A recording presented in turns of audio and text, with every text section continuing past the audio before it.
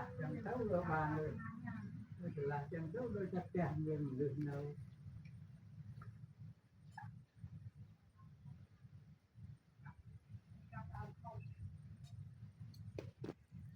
sao kia tốt sao người ta tốt nhiều tốt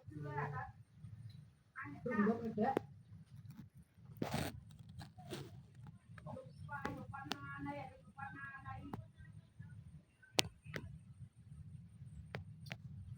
giờ chạm vào môi ở đây kia nhé